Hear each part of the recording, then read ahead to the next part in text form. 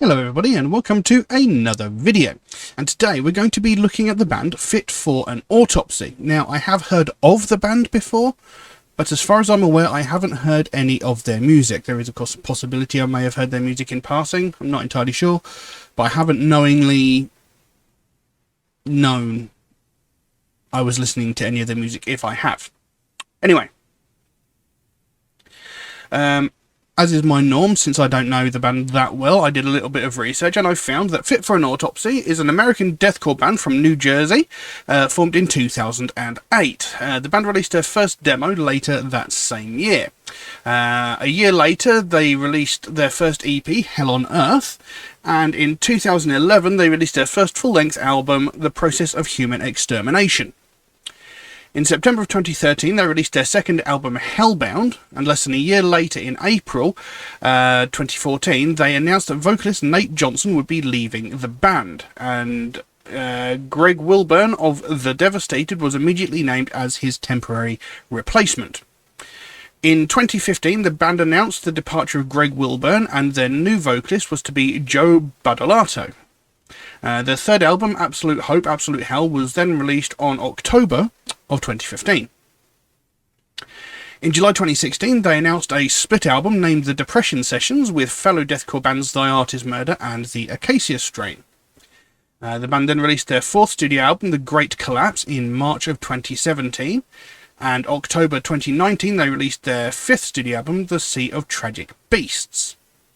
On the 22nd of September 2021, the band announced their new album, Oh What the Future Holds, set to be released in January 2022. A few days later, they released the album's first single, Far From Heaven. And that is the track we're going to be looking at today, Far From Heaven. Now, it says they're a deathcore band. I mentioned before, deathcore isn't exactly a strong genre for me. I have very mixed opinions of them. So I'll be interested to see what this is. I have lyrics here that come from directly underneath the video on YouTube, so in theory they should be accurate, but that remains to be seen. So anyway, we'll jump straight into this and see what we have. So, Far From Heaven by Fit for an Autopsy. Let's have a look. Hello?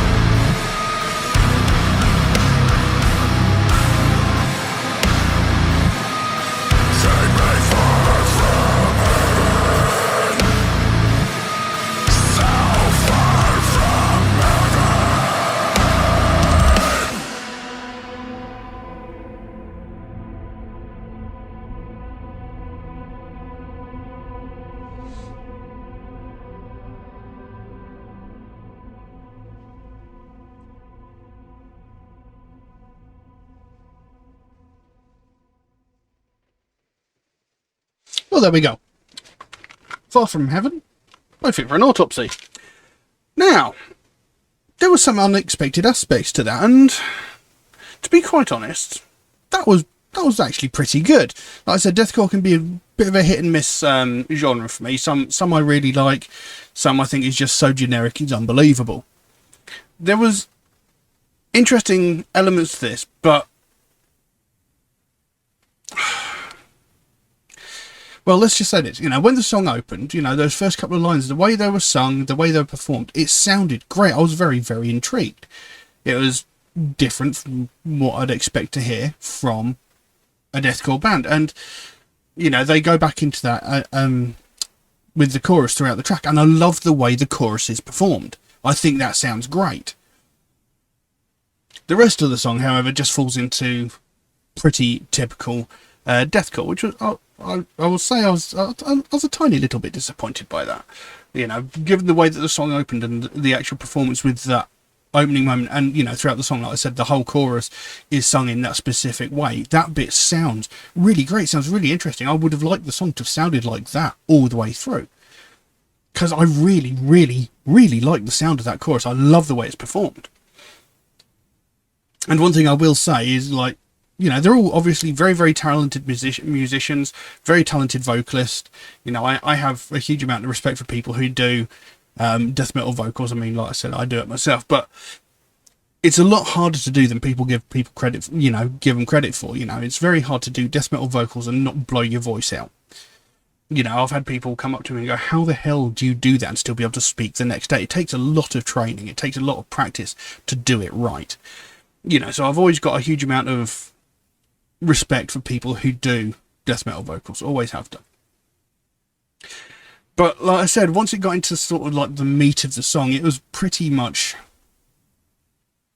what you'd expect from deathcore. But I'm not going to take anything away from them. It was very well performed other than that. But like I said, I love the way that the opening to that song was done and the way that the chorus is done. I really, really liked it. Every time I saw that bit come up in the lyrics I've got here, I was like, yes, here comes that bit. And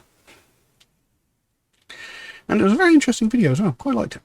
And one thing I didn't like is the way they, right at the end, they sort of went into this almost... It kind of reminded me a bit of Machine Head riffs towards the end, where it was like chug chug squeal, chug chug squeal. Machine Head used to do that quite a lot in their early material. That's sort of... I didn't really like that bit of the track too much, but it was still a decent track. I'd happily listen to it again, and I really should listen to more of their material. And I will say, I do like the actual writing of the song. I love the way the lyrics have been written. It's it's been very, very well written. I just think maybe that if they hadn't done such a generic sounding body to the track, it could have been so much better. But again, that's just my personal opinion. And like I said, I do have this sort of love-hate relationship with deathcore, because a lot of it does sound so generic to me.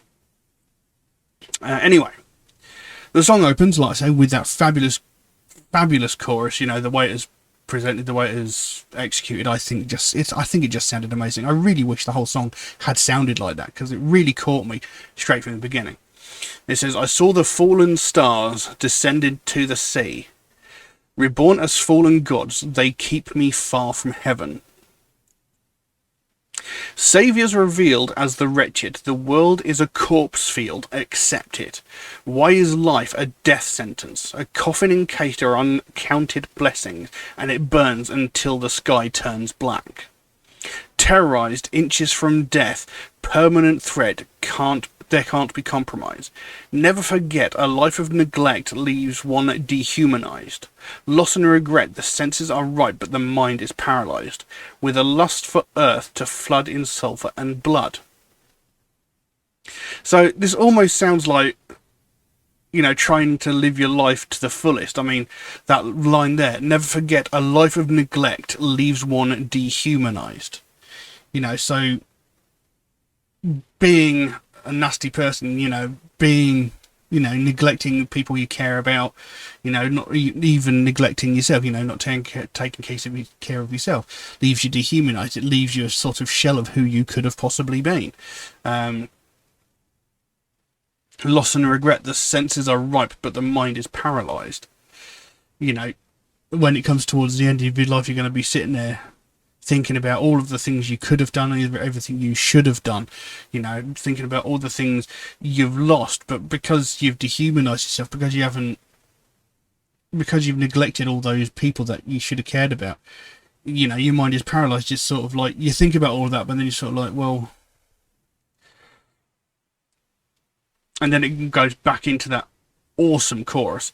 I saw the fallen stars descend into the sea, reborn as fallen gods, they keep me far from heaven. Acolytes, dealers of death, a shortness of breath, plagued by the parasites. The bodies regress, abused and oppressed, the mind is weaponized. Put to the test, the children of war will quench their appetite, with a lust for earth to flood in sulphur and blood. And then, back into that chorus, I saw the fallen stars descend into the sea, reborn as fallen gods, they keep me far from heaven. Bastard sons of sin, burst by the greatest arsonist. They only let the light in to show us darkness is permanent. We are what you created. And that line, we are what you created, is repeated a few times. And then it goes, an infinite expanse of pine boxes illuminate the sky. That line sounds totally nonsensical to me. An infinite expanse of pine boxes, obviously referring to a massive field of coffins, illuminate the sky. What? And then it goes, keep me far from heaven, so far from heaven. So, I love the way the song is written. I love the way the lyrics are written. They sound really, really great. And like I said, I love the way the chorus was performed. But the rest of the song was just so meh. I'd happily, like I said, I'd happily listen to the song again. And I did quite enjoy the song, because every time I knew that chorus was coming up, I sort of got excited for that chorus because it sounded so good. It's just a shame the rest of the song didn't live up to how great that chorus was, in my personal opinion. Again, this is just my personal opinion of the track. But, this is the first time I've listened to the band. I should probably check out some of their other material, find out what they've been like. Obviously at the beginning I listed they've released a fair few albums, have got a fair bit of material out there, so there's no lack of stuff for me to go back and have a look at. So I really should go back and check them out. But I did like the song. I just think that it could have been so much more. But again, that's just my personal opinion. So I quite liked it. The performance was really good. I can't take that away from them. The musicians are obviously very good. You could really hear the bass guitar throughout the track, which is something I've repeatedly said. It's an often forgotten instrument. In mixes and stuff, it normally gets sort of buried in the background and you can barely notice it. But here you could really, really hear it. And the riffs were heavy. They were chunky. They were really, really good. It was just a shame it just, after the epicness of that chorus, it just sort of became generic, unfortunately. But there you go. I can't think what else to say because I've repeated myself at least 3 times now, so I'm going to leave that as it is. Now, if anybody would like to suggest a track for me to react to, then please do so. By all means, you can drop a comment in the comment section below, or message me on my Facebook or my Instagram, or you could even message me through Patreon, where you could also help to support this channel, which would, of course, be a massive help to me, considering every piece of content I create for this channel gets immediately demonetized the moment it gets uploaded to the internet, which is a little bit frustrating, but, it is what it is. I am using copyrighted material, but, the fact that they get all of it, and I see absolutely nothing for all the effort I put in, it's a little bit annoying. But, there is an option in Patreon where you can get your suggestion jumped to the front of the queue if you should so desire. There is a limit on how frequently you can do that, and that's just to be fair to people who make suggestions through things like Facebook, YouTube, and Instagram comments. And if you do make a suggestion through YouTube, Facebook, or Instagram, do know it could take me a while to get around to your suggestions, since I do get suggested so many new tracks every single day that my list grows faster than I can record the videos. But I do write down every suggestion I get, so it should, in theory, get done eventually. It just might take me a while to get around to it. Also, MetalHead Reacts is a proud supporter of the Sophie Lancaster Foundation, a British-based charity whose goal is to put an end to hate crimes. And one of the main facets of that is hate crimes against people of the alternative community. And that's something I believe in very, very strongly, something I am very, very passionate about, because it's something that gets very widely ignored. You know, every day we hear about all these other hate crimes like sexism, racism, homophobia, transphobia, religious hatred, ableism, etc. We hear about these on a daily basis, you know, from the most heinous and violent of these crimes where someone is murdered because of the colour of their skin, religious beliefs or sexual identity, down to the most petty and pathetic of these crimes where some entitled white woman is calling the police because a family of colour are having a picnic in a public space. You know, we hear every facet of these every day in every kind of media, but as soon as it comes to someone from the alternative community getting violently assaulted, nothing gets said.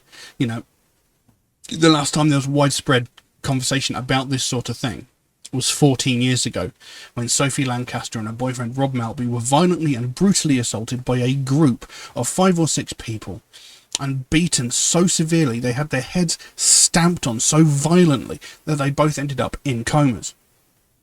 Now, Rob Maltby, he thankfully survived. He was in a coma for about a week and a half, maybe a little bit longer. I can't remember exactly how long, but he did thankfully survive. Sophie Lancaster, on the other hand, was in a coma for 13 days before she succumbed to her injuries and she died. This young woman, she was 20 years old and was beaten to death by a group of people just because of the music that she listened to and the clothing that she wore.